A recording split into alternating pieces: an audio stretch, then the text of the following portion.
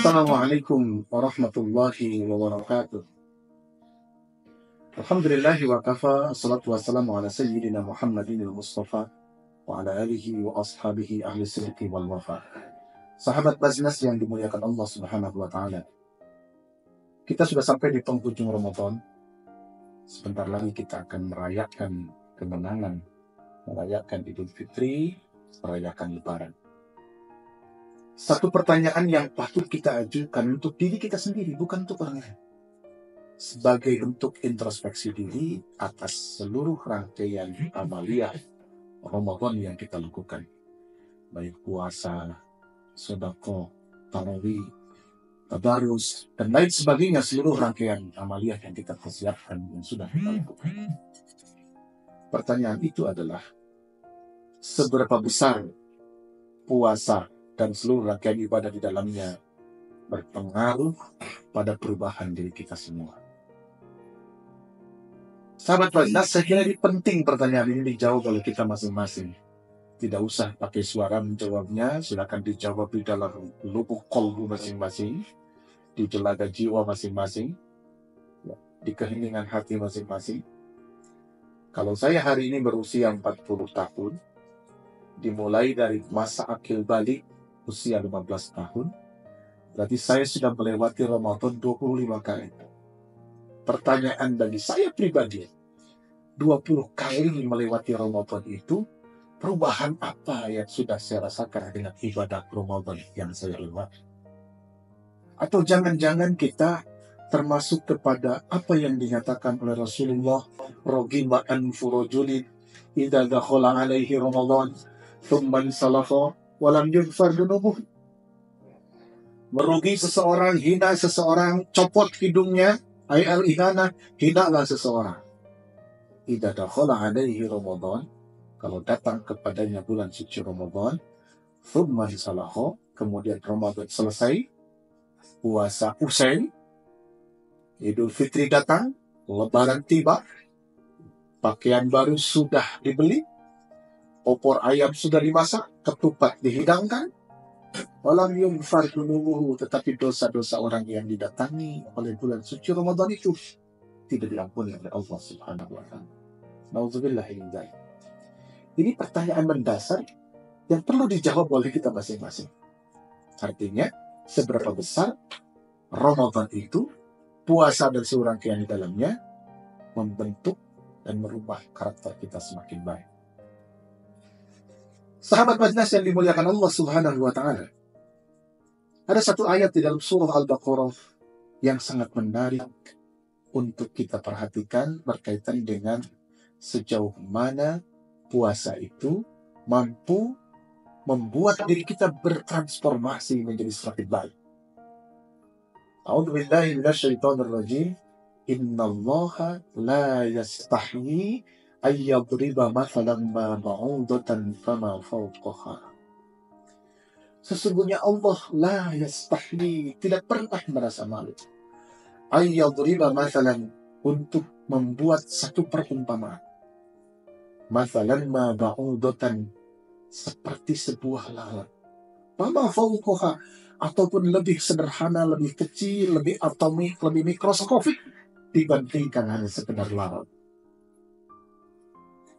Ayat ini saya gunakan untuk memotret bagaimana gambaran ibadah puasa itu berpengaruh kepada seseorang, berpengaruh kepada proses transformasi diri seseorang. Dulu di kampung halaman Ustaz saya mengatakan begini, puasa kita itu baiknya mencontoh ulat. Tentu kita semua tahu ulat. Ya, ulat itu makhluk yang menjijikkan, ya, yang menakutkan, yang kalau disentuh oleh kulit kita mungkin menjadi gatal-gatal kita rasakan. Tetapi ulat itu melakukan transformasi, ya, sampai menjadi kupu-kupu yang dalam biologi disebut dengan bermetamorfosis. Nah, saum juga idealnya adalah kepompong-kepompong kita semua yang mengantarkan kita dari yang semula pribadi yang menjijikkan, pribadi yang orang tidak mau mendekat kepada diri kita, orang cenderung menjauhi karena keburukan-keburukan kita. Lalu datanglah fasilitas Universitas Ramadan, kepompong Ramadan. Kita diharapkan dengan seluruh rangkaian ibadah di bulan suci Ramadan ini menjadi kupu-kupu yang indah, yang dihidupkan, yang semua orang senang melihatnya, warna-warni, konfigurasi warna dalam sayap dan tubuhnya luar biasa. Yang kalau datang ke rumah seseorang yang di dalamnya ada anak gadis, orang tuanya berdebar-debar, siapakah yang akan datang ke rumah bertamu. Inilah barangkali gambaran yang Allah abadikan dalam surah Al-Baqarah 26 ini.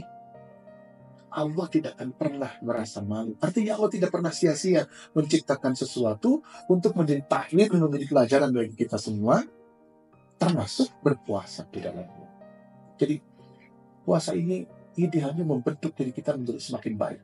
Bayangkan fasilitas Ramadan yang Allah sediakan. Selain berpuasa, ada qiyamul lail dan lain sebagainya. Berpuasa mendidik kita semakin peduli terhadap keterbatasan orang lain.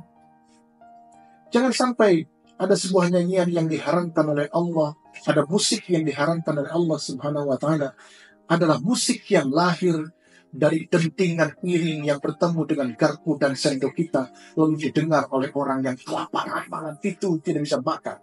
Ini musik yang diharamkan oleh Allah, yang dihasilkan dari pertemuan antara sendok, garpu, dan piring yang kedengaran oleh orang-orang yang susah, jangankan untuk makan yang nikmat, minum yang menyegarkan, untuk bertemu makanan untuk menyelamatkan rasa laparnya di hari itu saja sangat kesulitan. Ramadan dengan saum mengajarkan kepada kita tentang kepedulian sosial, bahwa di sekeliling kita ada orang-orang yang membutuhkan.